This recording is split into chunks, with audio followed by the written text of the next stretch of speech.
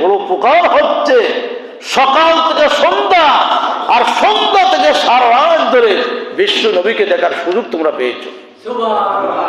এর চেয়ে আর কি উপকার চাও? এর চাইতে কি উপকার চাও? গতকালকে একজন মায়ের জানাজায় আমাদের ইমাম সাহেব জানাজা পড়াইছিল। বড় ছেলেটা যখন খুব কাঁদছে, হলো এটা তো আল্লাহ তাআলার নসিব, অনেক দিন ধরে মার সেবা করার সুযোগ পেয়েছ, আলহামদুলিল্লাহ বলবেন না? সৌভাগ্যর ব্যাপার। আমি তো পাই নাই, আমার মা তো চলে গেছে, আমি তো সুযোগ পাইনি, কিন্তু পেয়েছো। আবার বললাম সেইভাবে সেবা করতে পারি নাই, এটা তোমার ব্যর্থতা। কথা কি বোঝেন? এই কথাগুলো বোঝেন? মা লম্বা টাইম বেঁচে থাকা এটা সন্তানের জন্য সৌভাগ্য না? কথা বলেন না কেন?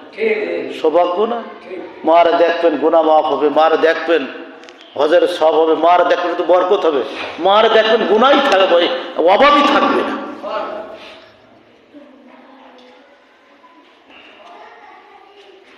তো এ সৌভাগ্যর ব্যাপার না? সৌভাগ্যর ব্যাপার। এত কান্দ কেন? আল্লাহ তাআলা আমাদের প্রত্যেক মাকে মাফ করে দিক। যে কথাটুকু বলতেছিলাম, ফোরাত নদীর তীরে দিয়ে ভেসে আসবে এই মহিলা, হাউতাস করবে না, কানবে না, কোনো কিছু করবে না।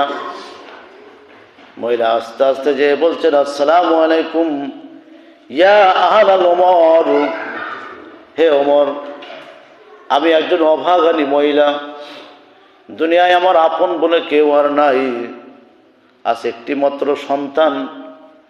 এই সন্তানটা যখন আমার গর্ভের ভিতরে ছিল, আমার স্বামী আমার উচিত করে বলেছিল আগামীকাল এরাকে 10 নদীর কিনারায় রুশ বাহিনীর সাথে আমাদের যুদ্ধ হবে। এই যুদ্ধের নেতৃত্ব যিনি দেবেন তিনি আর কেউ নন, তিনি হলেন বিশ্বনবী মুহাম্মদ রাসূলুল্লাহ সাল্লাল্লাহু আলাইহি ওয়াসাল্লাম। নবী আমাদেরকে ডেকেছেন, যুদ্ধের ময়দানে চলে যাচ্ছি। ওগো আমার বিবি, শুনে রাখো, আমি একা শুধু গেলাম না, সঙ্গে সঙ্গে আমার 3টা সন্তানকে নিয়ে চলে গেলাম যুদ্ধের ময়দানে। 4 বাপ্পুই চলে যাচ্ছে যুদ্ধের ময়দানে। যদি আমরা 4 বাপ্পুই শহীদ হয়ে যাই, আল্লাহর কসম দিয়ে বলছি, খবরদার খবরদার, চোখের পানি ফেলাবা না, কাঁদবা না। কিয়ামতের মাঠে আল্লাহ তাআলা তোমাকে, তোমার স্বামীর বাপ একটা জান্নাত দেবেন, আর 3টা সন্তান বউ 3টা জান্নাতের মালিকানা দেবে।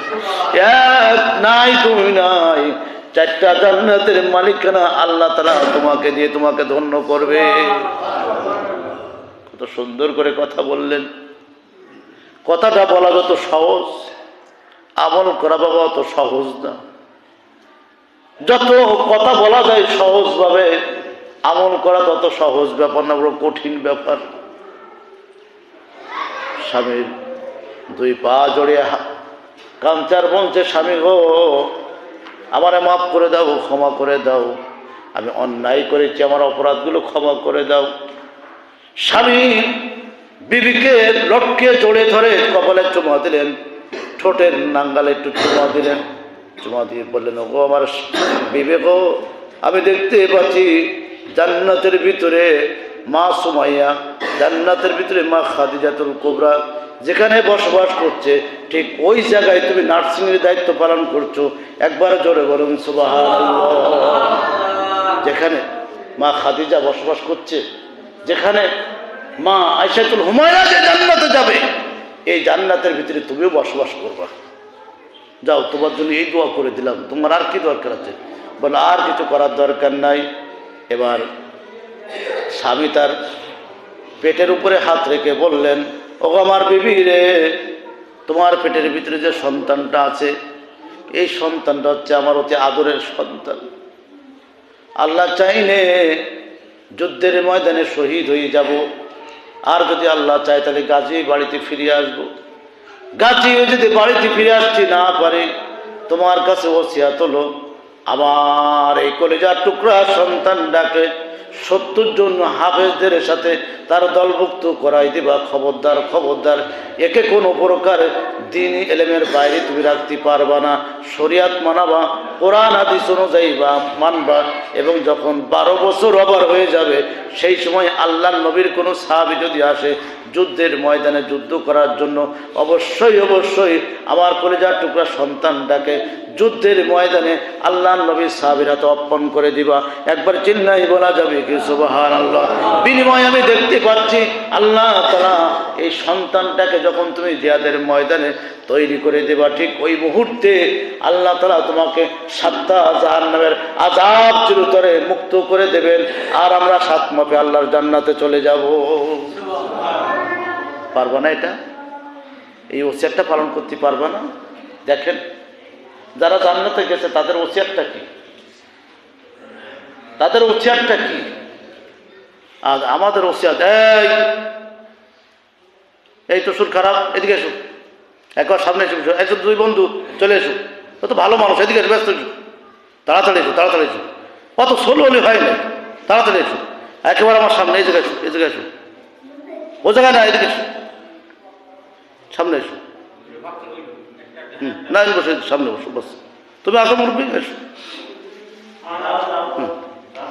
ঠিক আছে, ও থাক, অসুবিধা নেই, সাইড হয়ে গেছে। আল্লাহ তাআলা আমাদের জন্য মাফ করে বলেন আমিন। তাহলে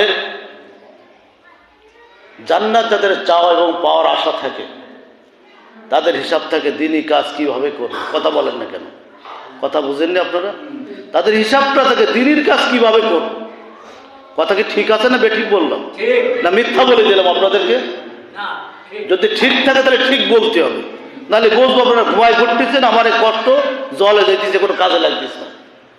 যারা জান্নাতের মুখাপেক্ষী হওয়ার জন্য স্বপ্ন দেখে, তাদের চিন্তা, তাদের চেতনা হচ্ছে দিন নিয়ে। কথা বলেন না কেন আপনারা? অন্য কিছু তাদের ভাবার সময় পায় না, আর ওই দিন ভাবতে ভাবতে দুনিয়ার সব কাছে সফলভাবে তৈরি হয়ে যায়। সুবহানাল্লাহ বলবেন না? আমাদের আকাবিররা, আমি জানতাম আমাদের যে নমিনি আবুল কালাম আজাদ সাহেব, ছেলে বাচ্চাদের মানে লেখাপড়ার অবস্থান ভালো না। গতকালকে শুনলাম ওনার ছোট ছেলে মিশর আল আজহার বিশ্ববিদ্যালয়ে পড়ে। আলহামদুলিল্লাহ বলবেন না? তো সব ঠিক আছে। তাহলে এই লোকটা দিনের জন্য দিনকে দিন, রাতকে রাত চলতে আছে, ওদিক পরিবারটাকে আল্লাহ তাআলা দিনের জন্য কবুল করে গেছে। সুবহানাল্লাহ বলবেন না? এটাই হলো, আপনি দিনের জন্য রেডি হন, আল্লাহ তাআলা দুনিয়া আপনাকে রেডি করে দেবে। কথা বোঝেন? দিনের জন্য আপনি রেডি হন, দুনিয়া আল্লাহ আপনার জন্য রেডি করে দেবে। সুবহানাল্লাহ বলেন। তাহলে দিনের জন্য রেডি না হলে দুনিয়া আপনার জন্য রেডি হবে না। আর দুনিয়া হচ্ছে, দুনিয়ার জন্য যারা পাগল, দুনিয়া তাদের জন্য পাগল না। কয় আমি তোরে খুব ভালোবাসি, কয় না ভালোবাসি কেউ, আমি তো ভালোবাসিনি। দুনিয়া ঠিক ওইভাবে আপনাকে টেক্কা বাড়ি চলে যাবে যে না তুমি শুধু ভালোবাসলে হবে না, আমি তোমার ভালোবাসি।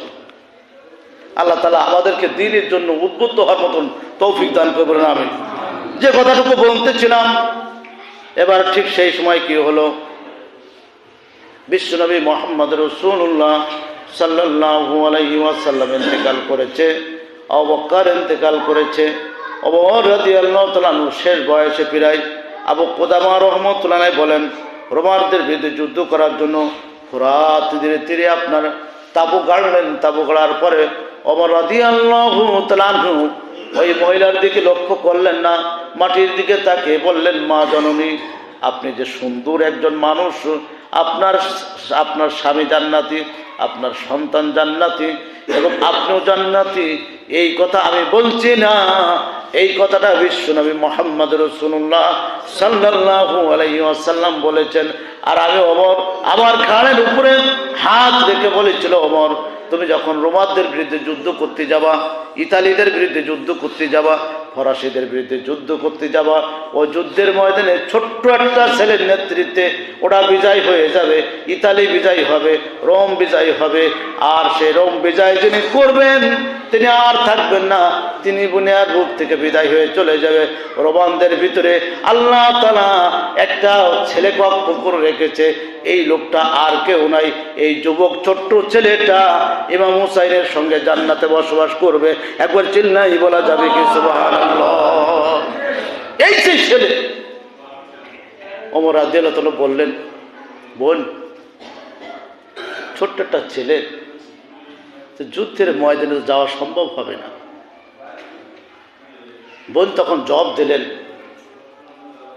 আল্লাহ নবী বদরের যুদ্ধে মুআজ ও মুআব্বাসকে ফিরিয়ে দিয়েছিলেন, তোমরা খুব ছোট্ট মানুষ, এই যুদ্ধের ময়দানে তোমরা যেও না, যুদ্ধের ময়দানে গেলে তোমরা পারবা না, বাড়িতে যে মা বাবার সেবা করো। ওরা বলেছিল, আমরা কথা না বলি, ওরা বলেছিল যে ওরা বলেছিল আমাদের মা বাবাই বলে দিচ্ছে যে যুদ্ধের ময়দানে গেলে যদি শহীদ হয়ে যাও তাহলে জান্নাতের ভিতরে মা বাবার সেবা করার সুযোগ তৈরি করে দেবেন আল্লাহ। জোরে বলবেন না সুবহানাল্লাহ? আচ্ছা, আপনাদের কাছে একটা প্রশ্ন করি, সেবা করার জায়গা কি শুধু দুনিয়া? কথা বলেন। আমরা তো সবাই বলি যে দুনিয়া ছোট্ট একটা জায়গা, এখানে আজকে আসি কালকে থাকবো না, আজকে আসি কালকে থাকবো না। তাহলে আমরা সবাই যদি বলি দুনিয়া ছোট্ট একটা জায়গা, আজকে আসি কালকে থাকবো না, এই কথাটা মনের থেকে বলতে চাইনি। বলো, কারো যদি বলা হয় তুমি মরে যাও, তো সে কি মরবে? কথা বলেন, সে মরতে চায় না। মরণ জিনিসটা কেউ কোনোদিন চায় না। তিনটা জিনিস কোনোদিন চায় না, একটা হচ্ছে মরণ, আর একটা হচ্ছে ব্যাধি, আর একটা হচ্ছে ঋণ।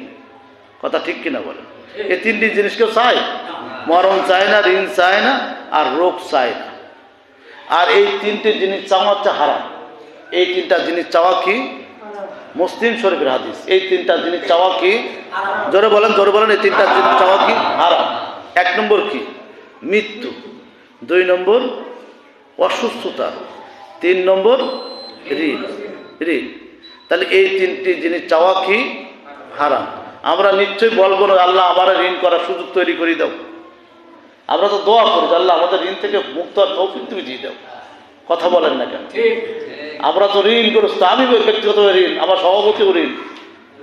আমরা তো দোয়া করি আল্লাহ তাআলা এই মানুষগুলিকে ঋণ থেকে মুক্ত আর তৌফিক দিয়ে দিন, ওই সাথে আমারও কবুল করে নিক।